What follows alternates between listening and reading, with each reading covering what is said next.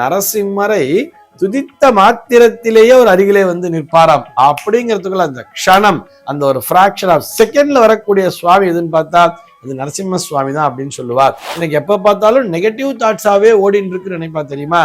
இவா அத்தனை பேருமே நரசிம்மரை வழிபடலாம். எதிரிகளால் பிரச்சனை, கடனால் பிரச்சனை, வியாதியினால் பிரச்சனை இருக்கக்கூடியவர்கள் நரசிம்மரை வழிபடும் பொழுது ருண விமோச்சன மந்திரம்னே வச்சிருப்பா தனியா. ருண விமோச்சன மந்திரம் என்பதே நரசிம்மருக்கான மந்திரம் தான். பிறப்பின் அடிப்படையிலே வழிபாட்டினை பிரித்து பார்க்க வேண்டியதில்லை என்கின்ற அந்த சூக்ஷ்மத்தை இந்த நரசிம்ம வழிபாட்டின் மூலமாக புரிந்து கொள்ளலாம். இவன் அசுர குலத்திலே தோன்றி இருக்கிறான், இவனுக்கு நாம் அனுகிரகம் செய்யக்கூடாது என்பது இறைவனுடைய நோக்கமே அல்ல. இந்த நரசிம்மரனுடைய இந்த கோபத்தை யாராலுமே அடக்க முடியவில்லை. பிரம்மாவாலும் முடியவில்லை. எல்லோரும் வந்து நிற்கிறார்கள். லட்சுமி தேவி வந்தா சாந்தமாயிடுவான்னு பார்த்தா லட்சுமி தேவியை பார்த்தா ஒரு சாந்தமாகவே இல்லை. யாரை முன்னிறுத்தினார் பிரம்மான்னு சொல்லி பார்த்தோம்னா அந்த பிரகலாதன் என்கின்ற அந்த குழந்தையை முன்னிறுத்துகிறார். ஜெயா டிவி நேயர்களுக்கு நமஸ்காரம். அர்த்தமுள்ள ஆன்மீகம் பகுதியில் உங்கள் அனைவரையும் சந்திப்பதில் மிக்க மகிழ்ச்சி. இன்னைக்கு நம்ம என்ன பார்க்க போறோம் சொல்லி பார்த்தா, நரசிம்ம அவதாரத்தின் ஆன்மீக சிறப்புகள் என்ன அப்படிங்கிற ஒரு கேள்விக்கான விடையைத்தான் பார்க்க போகிறோம்.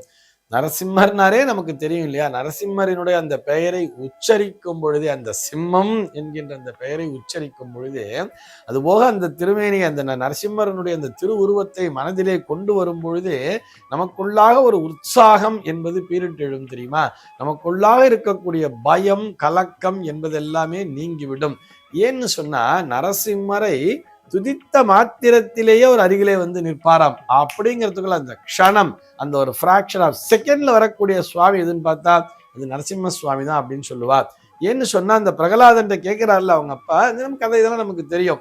அந்த ஹிரண்யகசிபு, அந்த அரக்கன், அந்த அசுரன் வந்து கேட்கும் பொழுது அவங்க அப்பா கேட்கிறார் பிரகலாதன். எப்படி கேட்கிறார்? இறைவன் எங்கே இருக்கிறார் அப்படின்னு கேட்கும் பொழுது, உன்னுடைய ஹரி எங்கே இருக்கிறார் அப்படின்னு கேட்கும் பொழுது, இறைவன் தூணிலும் இருக்கிறார், துரும்பிலும் இருக்கிறார் சொல்லும்போது, இந்த தூண்ல இருக்காருன்னு கேட்டா ஆமா இருக்கார் அப்படின்னு சொல்றார். உடனே அவர் அந்த தூணை பிளக்கிறார். அந்த பிளந்த மாத்திரத்திலே, அந்த க்ஷணம், அந்த செகண்ட்ல இறைவன் அப்படியே அந்த இடத்திலே நரசிம்ம மூர்த்தியாக வந்து நிற்கிறார் அப்படின்னு சொல்லும் பொழுது, தன்னுடைய பக்தனை காப்பதற்காக, தன்னுடைய பக்தனினுடைய நம்பிக்கையை மெய்ப்பிப்பதற்காக அந்த க்ஷணம், அந்த செகண்ட்ல வந்து நிற்கிறார் இல்லையா? அதுதான் நரசிம்மரனுடைய ஒரு சிறப்பம்சமாகவே பார்க்கப்படுகிறது.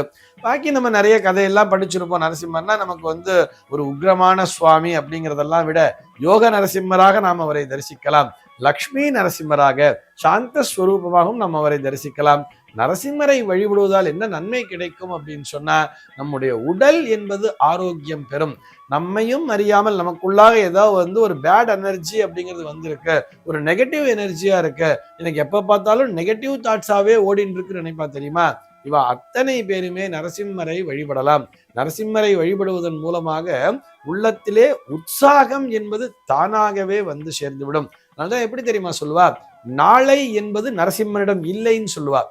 நாளைங்கிற வார்த்தையே கிடையாது, இன்னைக்கே, இப்பவே, இந்த நொடியே அப்படின்னு சொல்றதுதான் அந்த நரசிம்மரினுடைய வழிபாட்டினுடைய மிக சிறப்பாகவே பார்க்கப்படுகிறது. அதுவும் பிரதானமா சொல்லணும்னா நரசிம்மரை தினந்தோறுமே வரக்கூடிய அந்த பிரதோஷ காலத்திலே வழிபடலாம். பிரதோஷ காலம் என்பது மாலை, அந்த 4:30 to 6 அப்படிங்கிற மாதிரி கூட ஆவரேஜா எடுத்துக்கலாம். அந்த மாலை பொழுதிலே, இந்த சூரியன் அஸ்தமிக்கின்ற நேரத்திலே, அந்த மாலை 5 மணிலேருந்து 6 மணின்னு கூட எடுத்துக்கலாம். அந்த நேரத்திலே நாம் நரசிம்மரை வழிபடும் பொழுது நமக்குள்ளாக ஒரு உற்சாகம் என்பது தானாகவே வந்து சேர்ந்துவிடும். சத்ரு, ரோக, ருணம் என்று சொல்லுவார்கள். எதிரிகளால் பிரச்சனை, கடனால் பிரச்சனை, வியாதியினால் பிரச்சனை இருக்கக்கூடியவர்கள் நரசிம்மரை வழிபடும் பொழுது ருண விமோச்சன மந்திரம்னே வச்சிருப்பா தனியா. ருண விமோச்சன மந்திரம் என்பதே நரசிம்மருக்கான மந்திரம் தான். அதனை சொல்லும் பொழுது நமக்கு இருக்கக்கூடிய அத்தனை பிரச்சனைகளுமே நீங்கி விடுகிறது. நம்மிடத்திலே இருக்கக்கூடிய எதிர்மறை சக்திகள் காணாமல் போகிறது. அத்தனை சிறப்பம்சம் என்பது நரசிம்மரிடத்திலே உண்டு. இந்த நரசிம்மரினுடைய திருவுருவம் அப்படின்னு சொல்லி பார்த்தோம்னா, மனிதனினுடைய உடம்பு சிங்கத்தினுடைய தலை அப்படிங்கிற மாதிரி தானே இருக்கும். ஒரு சிம்மத்தினுடைய ஒரு தலை, பறவைகளினுடைய கால்கள்னு சொல்லிட்டு அவருடைய உருவம் என்பதே இந்த பறவைகளாகட்டும் மற்றும் விலங்குகளாகட்டும் மற்றும் மனிதர்களாகட்டும், இது மூன்றினுடைய ஒரு இணைவாகவே பார்க்கப்படுகிறது. ஆனால் அதனுடைய அந்த வழிபாடு அப்படின்னு வரும் பொழுது பார்த்தோம்னா, பக்தனை காப்பது அப்படின்னு சொன்னாலே, பக்தர் காக்கும் தெய்வம், நம்ம காக்கும் கடவுள் திருமால்ங்கிறது நமக்கு தெரியும். அந்த பக்தனை காப்பது அப்படின்னு சொன்னா அதில் முன்னணியில இருப்பது, முதலிடத்தில இருப்பதுன்னு பார்த்தோம்னா அது நரசிம்மரினுடைய அந்த திருவுருவம் தான். அந்த நரசிம்மரினுடைய வழிபாடு தான் ரொம்ப பவர்ஃபுல்லான வழிபாடவே சொல்லியிருப்பா. நாங்க அஸ்ட்ராலஜர்ஸ்லாம் நாங்க பரிகாரம் சொல்லும் போதே கூட எப்படி சொல்லுவோம்னு பார்த்தோம்னா, ரொம்ப ஹெவி ஆன்டிபயோட்டிக் சார் இது, உங்க உடம்புக்கு சரியாகணும்னு சொன்னா ஒரு ஹை பவர்ஃபுல்லான ஒரு மாத்திரை எதுன்னு பார்த்தோம்னா அது நரசிம்மர் வழிபாடுதான். தீராத பிரச்சனைகள் அத்தனையுமே தீர்ந்து விடும் சொல்றார். தீராத பிரச்சனைகள் இருந்தால் அனைத்துமே தீர்ந்து விடும். இதன் மூலமாக? நரசிம்மர் வழிபாடின் மூலமாக. எல்லாவற்றையும் விட நரசிம்மர் வழிபாட்டிலே ஒரு குறிப்பான சூக்ஷ்மம் என்ன தெரியுமா? இறைமூர்த்தங்கள், இறை சக்தி எப்பொழுதுமே இந்த ஜாதி வேறுபாடெல்லாம் எதுவுமே பார்க்கறது இல்லை. இதுல குறிப்பா நம்ம புரிஞ்சுக்க வேண்டியது என்னன்னா, பிறப்பின் அடிப்படையிலே வழிபாட்டினை பிரித்து பார்க்க வேண்டியதில்லை என்கின்ற அந்த சூக்ஷ்மத்தை இந்த நரசிம்ம வழிபாட்டின் மூலமாக புரிந்து கொள்ளலாம்.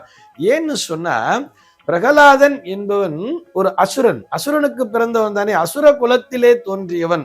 அவன் எந்த குலத்திலே தோன்றியவன் என்பதை இறைவன் பார்க்கவில்லை. இவன் அசுர குலத்திலே தோன்றி இருக்கிறான், இவனுக்கு நாம் அனுகிரகம் செய்யக்கூடாது என்பது இறைவனுடைய நோக்கமே அல்ல. அவன் அசுர குலத்திலே தோன்றி இருந்தாலும் கூட அவனுடைய பக்திக்கு மெச்சி, அவனுடைய உண்மையான பக்தி, விஷ்ணுதான் எனக்கு எல்லாமே, சிவன் நாராயணன் தான் எனக்கு எல்லாமே, ஹரி என்கின்ற அந்த 2 அக்ஷரம் அதுதான் என்னை காக்கும்னு சொல்லிட்டு சதா சர்வ காலமும் ஹரி ஹரி ஸ்ரீஹரி ஸ்ரீஹரி ஸ்ரீஹரின்னு சொல்லிட்டு பிரார்த்தனை பண்ணிட்டே இருக்கா இல்லையா அந்த குழந்தை. அவன் அசுர குலத்திலே தோன்றி இருந்தாலும் கூட அவன் தன் மீது வைத்திருக்கக்கூடிய அந்த பக்திக்கு மெச்சி அவனை காத்தார் அல்லவா. இதுதான் அங்கே முக்கியத்துவம் பெறுகிறது. ஆக இறைவன் அவனுடைய பிறப்பினை பார்ப்பதில்லை. அவன் எந்த குலத்திலே பிறந்திருந்தாலும் அந்த பக்தி அவன் நம்மிடத்திலே செலுத்தக்கூடிய உண்மையான பக்திக்கு மெச்சிதான் இறைவன் அந்த இடத்திலே அவன் முன்னால் குழந்தையாக மாறி போகிறாராம். அப்படியே யோசிச்சு பாருங்களேன். ஒரு உக்ர நரசிம்மர் ஒரு அசுரனுடைய மொத்த ரத்தத்தையும் குடிச்சு முழுக்க முழுக்க உக்ர ஸ்வரூபியாக இருக்கிறார் நரசிம்மர். ஆனால் அந்த நரசிம்மரனுடைய அந்த கோபத்தை யாராலுமே அடக்க முடியவில்லை.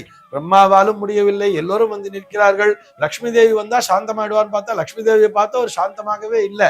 யாரை முன்னிறுத்தினார் பிரம்மான்னு சொல்லி பார்த்தோம்னா அந்த பிரகலாதன் என்கின்ற அந்த குழந்தையை முன்னிறுத்துகிறார். அந்த குழந்தை விஷ்ணுவை பார்த்து ஆராதனை செய்கிறது. அந்த குழந்தையினுடைய பக்திக்கு மெச்சி தன்னுடைய கோபங்களை அனைத்தையும் துறந்து அப்படியே சாந்த ஸ்வரூபமாக மாறி அந்த குழந்தையை அப்படியே அள்ளி தன்னுடைய மடியிலே வைத்துக் கொள்கிறார் அல்லவா. ஆக உண்மையான பக்தி அப்படிங்கிறத நம்ம அந்த நரசிம்மர் வழிபாட்டின் மூலம் காண முடியும்.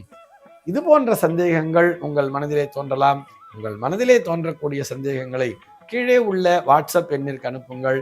நம்முடைய அர்த்தமுள்ள ஆன்மீகம் பகுதியில் அவை பற்றி விரிவாக விவாதிக்கலாம். சர்வே ஜனாஹ சுகினோ பவந்து.